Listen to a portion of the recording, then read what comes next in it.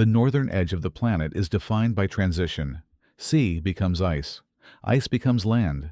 The boundary is not fixed, and it shifts with wind, temperature, and season. In late summer, the Arctic Ocean appears navigable in places, its surface broken by drifting floes and narrow leads of dark water. By early autumn, those openings begin to close. North of Alaska and Siberia, the sea freezes outward from the coast. Ice thickens gradually, pressing against anything caught within it. Movement slows. Sound carries farther. Distance becomes difficult to judge. There are no permanent landmarks, only patterns that change week by week. In 1913, this region was only partially mapped. Charts were incomplete. Rescue infrastructure did not exist. Ships entering these waters accepted long periods without contact. Once winter set in, yen withdrawal was no longer an option. At the edge of this environment, one expedition ship continued north, following a seasonal window that would soon close. The Arctic Ocean imposes separation through scale. Between coastlines lie hundreds of kilometers of drifting ice, shaped by currents that do not align with human intention. Even when land is present, it is often indistinct, low against the horizon, and obscured by haze or snow. Travel in this region depends on timing. In open water, ships move freely but cautiously. Once ice forms, progress slows to a crawl. Pressure ridges rise without warning. Leads open and close within hours. A vessel can be carried far from its plotted position while appearing to remain stationary. In the early 20th century, communication from these waters was limited to intermittent wireless signals, often unreliable at high latitudes. Navigation relied on celestial observation and dead reckoning, both compromised by cloud cover and ice drift. If a ship were lost here, survivors would face months of isolation.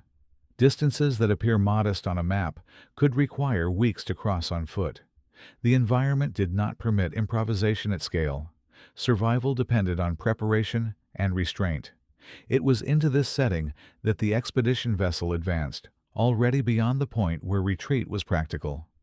The journey was part of the Canadian Arctic Expedition of 1913 to 1918, an undertaking organized to explore and chart the northern coastline of Canada and the Beaufort Sea. The expedition was led by Hjalmar Stephenson, an Icelandic-born anthropologist and explorer who had previously lived among Inuit communities in the Arctic and promoted the idea that the region could be navigated and inhabited more easily than commonly believed. The expedition was divided into two main components. One group was assigned to scientific research along the mainland coast and nearby islands. The other, referred to as the Northern Party, was tasked with pushing farther into the Arctic Ocean to explore unknown areas north of Alaska and Siberia. HMS Karluk was designated as the flagship for this northern effort. The goals were formal and institutional. Mapping coastlines, collecting geological and biological samples, and asserting Canadian presence in the high Arctic were central objectives. The expedition was funded by the Canadian government and supported by scientific organizations, reflecting a period when polar exploration was closely tied to national interest. Those who joined the expedition came from different backgrounds. Some were experienced polar travelers. Others were scientists, sailors, and specialists with limited exposure to Arctic conditions. All accepted that the mission involved extended isolation and uncertain outcomes. By the time Karluk moved north from Alaska, the expedition was already committed to a season that allowed little margin for error. HMS Karluk was not built for exploration. Launched in 1884 as a whaling vessel, she had been designed for commercial work in northern waters, not for prolonged scientific expeditions deep into pack ice. Her wooden hull was reinforced, but by 1913 she was already considered aging. Despite this, she was purchased and refitted to serve as the expedition's primary ship. The crew reflected the mixed nature of the mission. There were seasoned sailors familiar with Arctic navigation, along with scientists responsible for geology, biology, and meteorology. Among them were men from Canada, the United States, Europe, and Alaska. Experience levels varied widely. Some had traveled in polar regions before, others had not. Leadership aboard Karluk was divided. Captain Robert Bartlett, a Newfoundland mariner with extensive Arctic experience, commanded the ship. His authority over navigation and ship operations was clear. Stephenson, as expedition leader, directed the scientific objectives and broader strategy. This separation of roles sometimes created tension, particularly regarding decisions about risk and timing. Supplies were loaded for extended travel: coal, preserved food, scientific equipment, sleds, and dogs intended for over-ice journeys. Even so, the margins were narrow. Space limited redundancy. If the ship were lost, survival would depend on what could be salvaged and on the ability of the crew to adapt quickly to conditions on the ice.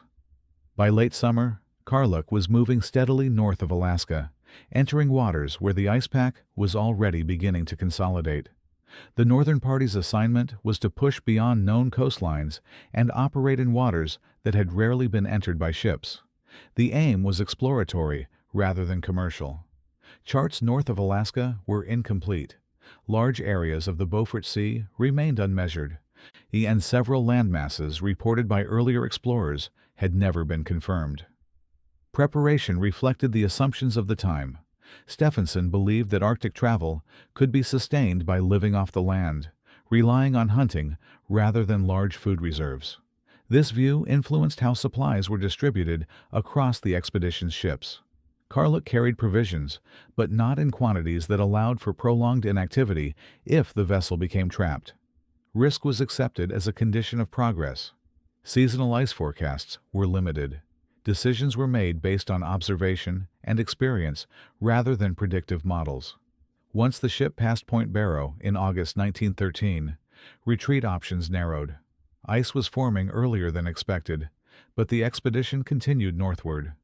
By September, pressure from the surrounding pack increased. Inleads closed behind the ship. The Karluk's engines were used sparingly to avoid damage, and progress slowed to near immobility. The vessel was no longer navigating freely. It was drifting with the ice. At this stage, the expedition's situation remained formally controlled. There was no immediate crisis. The ship was intact, supplies were accessible, but movement was no longer dictated by intention. The environment had assumed control of direction and pace. The expedition had entered a phase where outcomes would be determined not by planning, but by endurance and response to forces beyond human adjustment. By October 1913, Karluk was fully beset. The surrounding ice had closed into a continuous field, locking the ship in place. Engines could no longer be used without risking damage to the hull. The vessel drifted westward with the pack, carried by currents that moved independently of wind or navigation plans. Position estimates became uncertain. Astronomical observations were taken when weather allowed, but cloud cover and low light limited accuracy. Each day, the ship's location shifted slightly, sometimes in directions that contradicted expectations. There was no reliable method to counter this movement. Life aboard adjusted to the new conditions. Routines were established to conserve fuel and maintain morale. Scientific work continued in limited form. Hunting parties were sent out when conditions permitted, though success was inconsistent. Polar night approached, reducing daylight to brief intervals. The ship remained structurally sound, but pressure ridges formed nearby, signaling the forces acting on the ice. Sounds of cracking and compression traveled through the hull, a constant reminder of vulnerability. Still, there was no immediate decision to abandon the vessel. Isolation was now unavoidable. The nearest settlements were hundreds of kilometers away. Wireless communication was unreliable at best. Even if a distress signal were received, response would not be possible until the following year. At this point, the expedition's situation shifted from delayed progress to enforced residence on the ice. The margin for error narrowed. Survival would depend on discipline, resource management, and the ability to respond quickly if conditions changed. In January 1914, the pressure on the ice increased. The movement of the pack accelerated, driven by shifting currents and wind. Cracks widened and closed around Karluk, sometimes within hours. Pressure ridges rose nearby, their formation audible through the hull as wood strained against ice. On January 10th, the ice beneath the ship shifted sharply.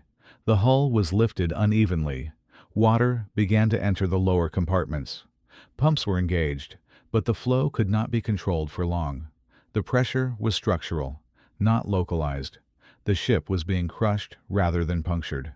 Captain Bartlett ordered the evacuation of essential supplies.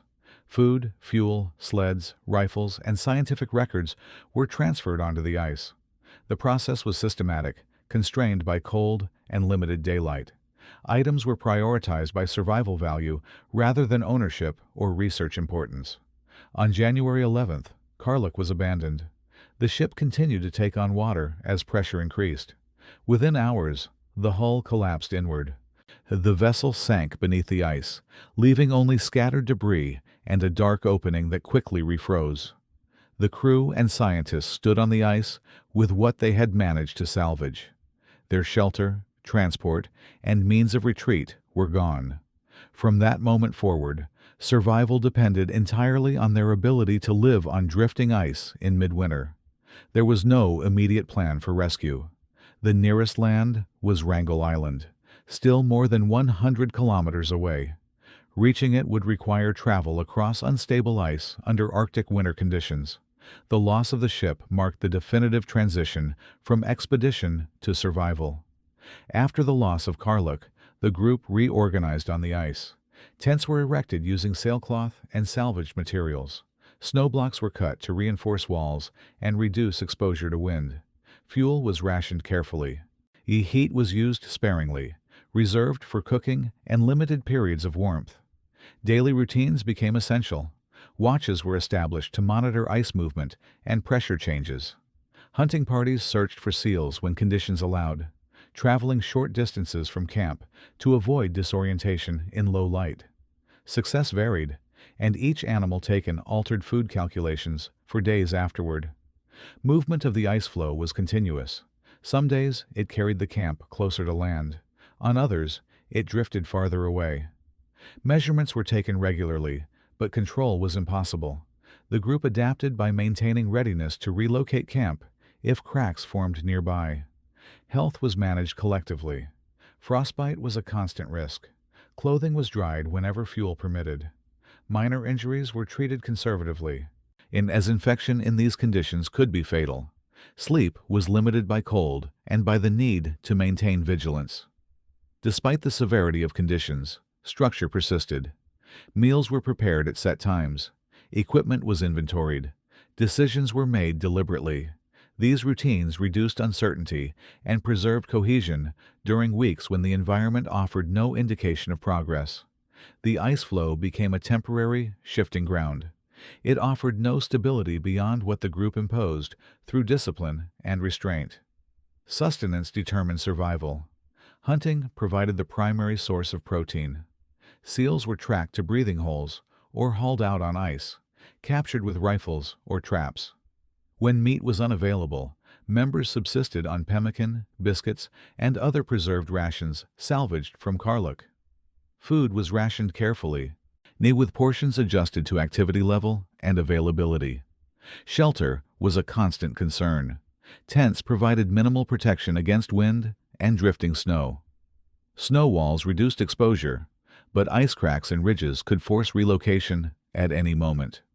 Nighttime temperatures routinely dropped well below freezing, making warmth and rest fragile commodities. Movement across the ice required caution. The flow was uneven, with pressure ridges, slush, and hidden cracks. Individuals carried sleds with supplies, redistributing weight to prevent accidents.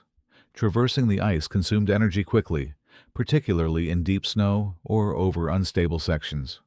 Water was sourced from melting ice, often from snowbanks or blocks broken from the flow. Boiling was limited by fuel reserves, so drinking water was used sparingly. As consumption was monitored to prevent dehydration, which was exacerbated by cold and physical exertion. The group adopted systematic routines to manage scarcity. Cooking, melting, and hunting occurred at scheduled intervals. Rest periods were enforced to preserve energy. Observation of the environment guided movement and relocation. The Arctic dictated rhythm. Survival depended on consistent execution. Over time, these practices became instinctual. The combination of rationing, shelter construction, and careful movement allowed the party to endure the ongoing drift of the ice and the uncertainty of rescue. Weeks turned into months. The polar night descended fully, bringing nearly constant darkness. Temperatures dropped sharply, sometimes below -40 degrees Celsius. Visibility was limited to the faint reflection of moonlight and starlight on the ice. Yes, snowfall and blizzards frequently buried tents and supplies, requiring constant maintenance. Isolation compounded the physical strain. The floe drifted unpredictably. Land remained distant, often out of reach. Group members measured distance through celestial observation, occasional glimpses of islands, or notes on ice movement. But certainty was impossible. Energy management remained central. Hunting was sporadic. Seals became scarcer in some areas. Rations ran low. Calories were conserved through limited activity, slow movements, and careful planning of trips to hunting or scouting areas. Health issues accumulated. Frostbite affected fingers and toes. Cuts or abrasions risked infection in sub-zero conditions. The cold reduced immunity, making minor illnesses potentially serious. Despite these factors, routine persisted. Meals were timed, equipment checked, and watches maintained. Mental endurance was equally crucial. The Arctic presented no predictable cues beyond ice drift, cold, and darkness. Time was marked by small events, a brief aurora, a seal sighted at a breathing hole, the appearance of distant ice ridges. Each day required deliberate attention to survival tasks or risked decline. Over these months, the group adapted to the environment. Physical routines, disciplined rationing, and systematic movement became central to existence. Yet the Arctic remained indifferent, offering no assistance or mercy. By late winter, the toll of exposure and malnutrition became evident. Some members of the party succumbed to illness, exhaustion, or accidents on unstable ice. Bodies were removed from the group when possible, but the harsh conditions allowed little time for ceremony or mourning. Survival depended on continued movement and energy preservation. Separation occurred as individuals attempted to reach more stable ice or hunting grounds. Some drifted apart when the floe fractured or when traveling across pressure ridges. Distance from the main group increased risk, but occasionally offered temporary access to resources. Weakening bodies slowed progress. Frostbite worsened. Muscular fatigue reduced mobility. Minor injuries escalated into serious conditions. Energy for movement diminished, and even minimal activity consumed critical calories. Each step required deliberate calculation. Despite these conditions, the remaining survivors adhered to routine. Daily organization, distribution of food, and maintenance of tents and equipment persisted. The Arctic dictated terms. Human endurance could delay collapse, but could not eliminate exposure entirely. Death, fatigue, and separation marked the escalation of the survival struggle. The environment remained neutral, offering neither relief nor intervention. The necessity of continued action framed each day. As spring approached, the ice began to fracture and drift faster. Captain Bartlett organized attempts to reach land. Small groups set out across the ice, dragging sleds with limited supplies. Distances were long, and conditions unpredictable. Pressure ridges and open leads required detours, sometimes adding kilometers to a journey that offered no guarantee of success. Travel was slow and exhausting. Cold persisted despite increasing daylight. Weakness from months of limited food and exposure reduced efficiency. Frostbite and injury remained risks. Each movement was measured, planned, and executed with care. Attempts to signal or attract attention were largely unsuccessful. Occasional smoke from fires was obscured by drifting snow. Distance, isolation, and the scale of the Arctic rendered conventional signaling ineffective.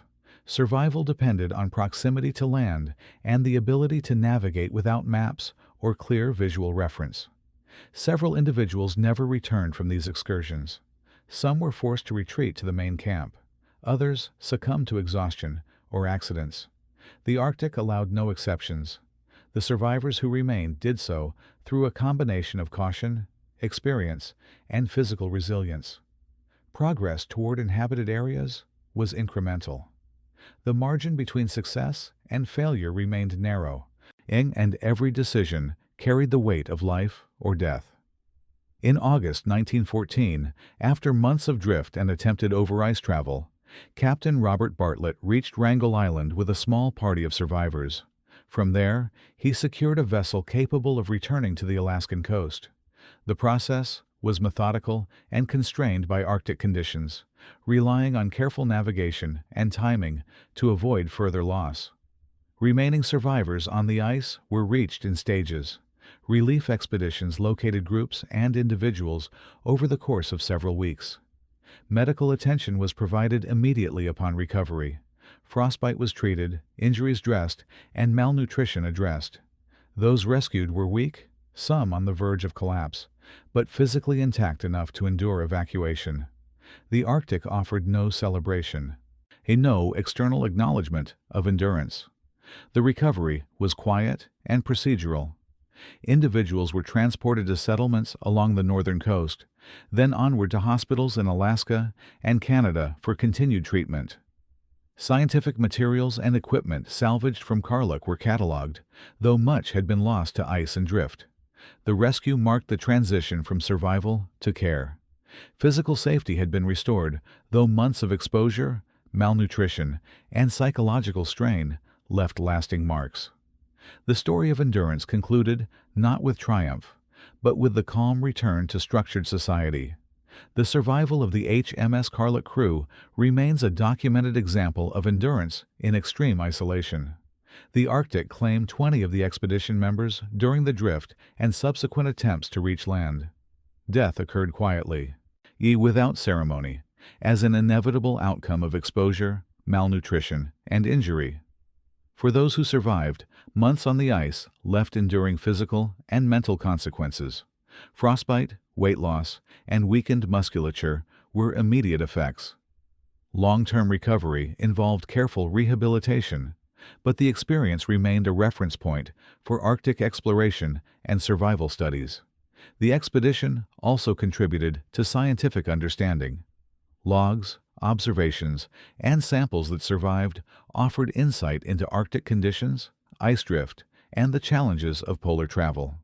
The incident emphasized the importance of preparation, discipline, and adaptability in extreme environments. Above all, the drift of the Karluk illustrated the neutrality of the Arctic. It neither sought to harm nor to protect. Its survival depended entirely on human decisions, endurance, and the application of knowledge in a setting indifferent to human presence. The ice returned to its usual rhythm.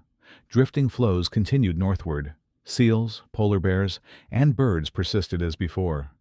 The environment remained unchanged, indifferent to the lives it had carried and taken. Silence and vastness closed over the place where survival had been contested for months.